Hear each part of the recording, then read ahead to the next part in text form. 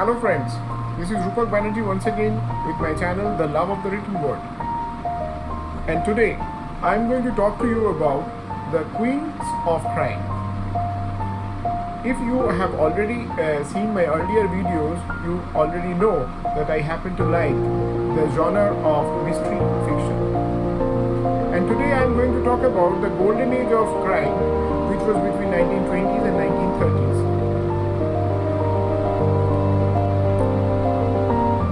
Research about the golden age is very easy these days. With the help of Google, Wikipedia and so many other resources at hand, people can know so much about the golden age of crime. I have 4 basic authors in mind for my video blog today, but these names may not be matching with your list of names of the Queens of Crime, because there is a lot of names which are floating around, but there is a general consensus that Agatha Christie, Dorothy L. Sayers, Marjorie Allingham and Lyra Marsh are arguably the 4 most dominant writers who can be considered as the Queens of Crime in the golden age of crime.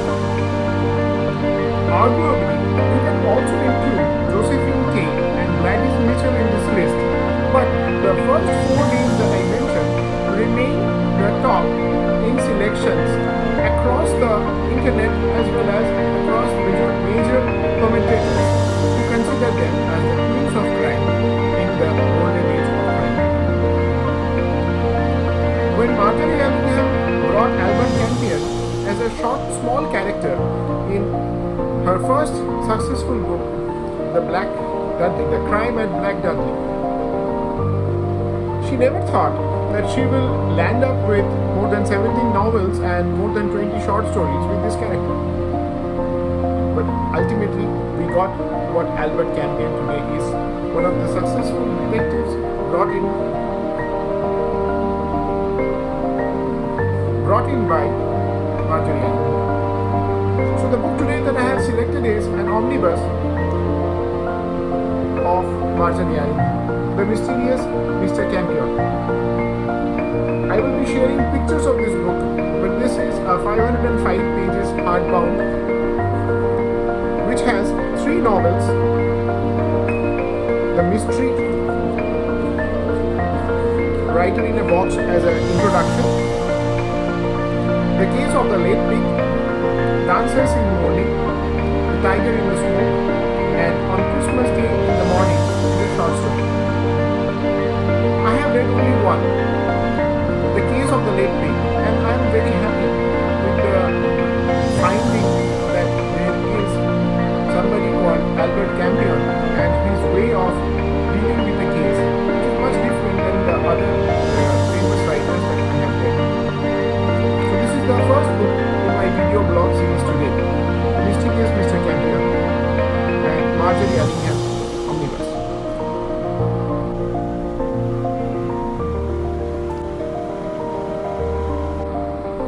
The next author that I have selected for my video today is Dorothy L. Sayers, and I have selected 2 books from her.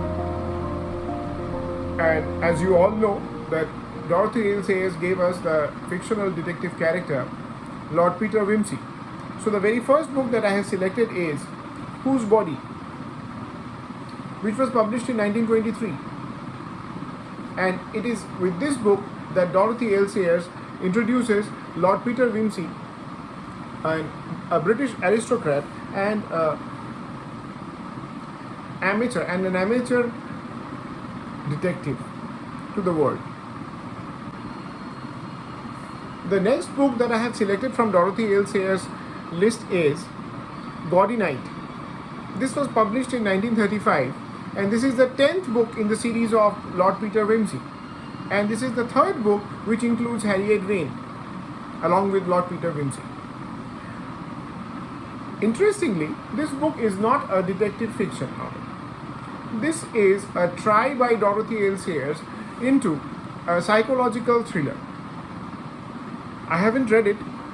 I will wait till my time comes as per my list to go ahead and read it. But in the meantime, if some of you have already read it, you can write your comments so that I have already an idea what I am going to read.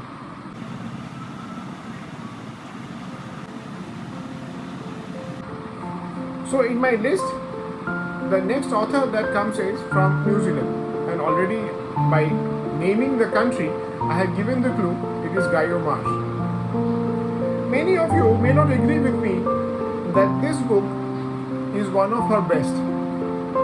A Man Lay Dead. But why I had selected this book is because this was in fact the very first novel that Ngaio Marsh tried her hand in. And also, this is the very first novel where she introduces us to her fictional detective character of Scotland Yard, Roderick Allen. 191 pages. I have got this book in a paperback format. So the next two books are chronologically just one after the other. The Final Curtain, which is a 1947 crime novel, is the 14th novel out of the 32 novels that Ngaio Marsh wrote about Allen. And just after that, it is Swing Brothers Swing, which is the 15th novel in her chronological list. So these are the two books which are also in the paperback format. And Final Curtain has 265 pages, and Swing Brothers Swing has 300 pages.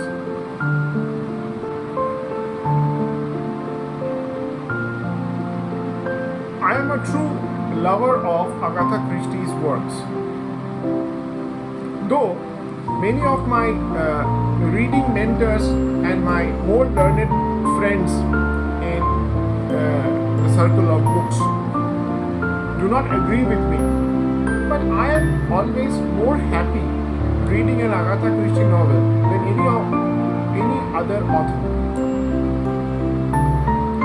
So I have kept the last in the list of today's 4 authors, none other than my queen of crime, Agatha Christie.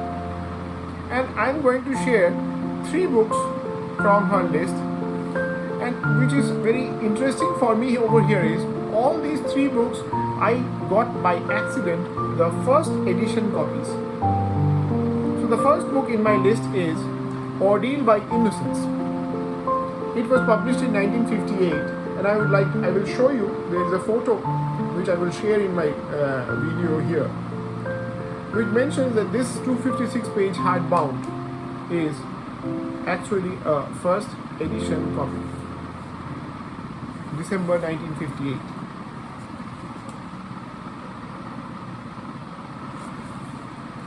And you won't believe me, my dear friends, when I will tell you at what price did I buy this. Let me share the other 2 books first. The next book in the list is Cat Among the Pigeons. Commentators about Agatha Christie have a different idea about the quality of the story or the novel here. I have got no authority to criticize or be a critic of Agatha Christie. I am basically a book lover, and I just love to read the mysteries. And I am always happy to have an Agatha Christie novel in my hand. So that is what matters for me. 255 pages, Cat Among the Pigeons. I don't understand how she could manage to keep her works between these 256, 255 and 256, 300 pages combination, but that was her magic. This is also a first edition, 1960. And the actual publication was November 1959. The last in the list is a collection of short stories, which again the critics did not find very close to her masterpieces, and I am not complaining once again. This has 6 short stories by Agatha Christie. The Adventure of the Christmas Pudding. And again, this is a first edition copy that I got. 255 pages in hardcover. And all these 3 books put together I got for 250 rupees from Calcutta. It was a lucky day for me.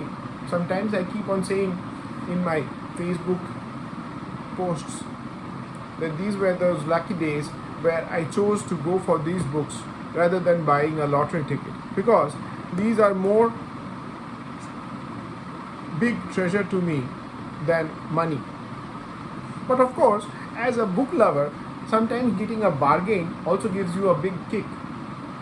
So I always love to share these small snippets and small stories around how I got this book. Collected from Calcutta, from a second-hand bookshop around Gariahat. So these were my Queens of Crime, and it's a small presentation, short presentation. I haven't read all these books, and it is my plan to share with you first and then start reading them. Wish me luck, and I will keep you posted how I am enjoying these books. Keep well, keep safe, good night and goodbye.